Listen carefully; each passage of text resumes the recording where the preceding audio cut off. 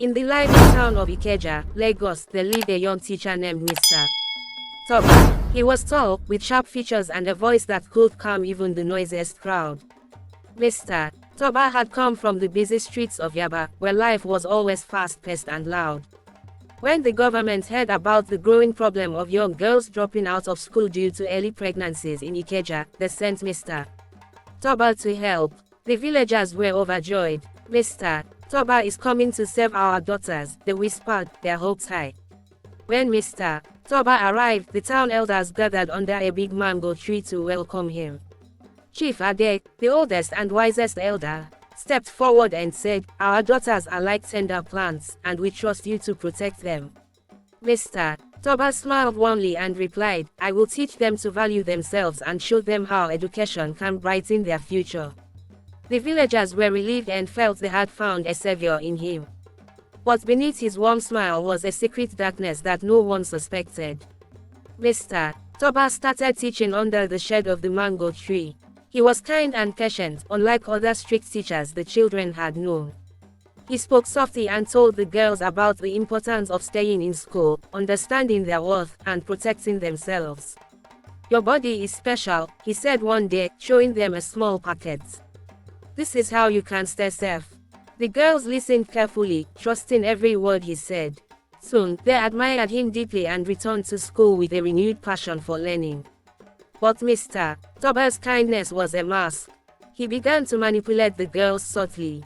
He would praise them, give them little compliments, and sometimes touch their shoulders lightly. The girls, eager for his approval, trusted him more and more. One day, he called a few of them into his small office, saying he needed to explain his lessons better. "This will help you understand," he assured them with a soft smile.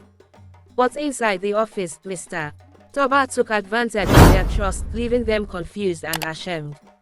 The girls didn't tell anyone about what happened. They felt so embarrassed and scared. Mr. Toba told them to keep it a secret, and they obeyed. But one sharp-eyed boy named Kola began to notice something was wrong. He saw the girls leaving Mr. Toba's office looking upset. Kola, known for being curious and brave, decided to investigate. One day, he hid nearby and saw Mr. Toba's actions with his own eyes. Kola didn't speak out immediately. Instead, he confronted Mr. Toba one evening as the teacher was walking home. "I know what you've been doing," Kola said, his voice steady. Mr. Toba froze, his face turning pale. "You don't understand," he stammered.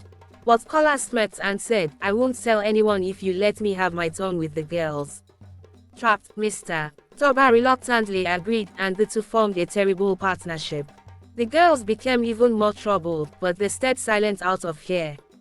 However, one of them, Ada, began to feel sick and worried. She told her friend Mary, who shared similar experiences. Slowly, the truth spread among the girls. They realized what Mr. Toba and Kola had been doing. Ada finally confided in her mother, who noticed her daughter's strange behavior. Soon, other mothers started asking questions, and the truth came out. The news reached the elders, and Chief Ade called for a meeting under the mango tree. "What is happening to our daughters?" he demanded. With much courage, Ada stepped forward and told the elders everything. One by one, the other girls shared their stories too. The villagers were furious. "Mr. Toba has betrayed us," shouted one father. "He must pay." That evening, the parents marched to Mr. Toba's house with sticks and torches. Kola, hearing the commotion, ran to warn him. But it was too late. The villagers caught them both as they tried to flee. They were dragged to the town square, where everyone had gathered. Chief Ade stood before them and said, "You thought you could hurt our children and escape. You will face justice today." The villagers punished Mr. Toba and Kola severely, making sure they could never harm anyone again. The elders also created strict rules to protect the girls, ensuring that no teacher could ever misuse their trust. Though the scars remained, the town began to heal. The mothers vowed to watch over their daughters closely, and the girls found strength in their family's love. Mr. Toba's name became a warning, a reminder that no one is above justice. Thank you so much for watching. Please subscribe to watch more interesting videos on my YouTube channel.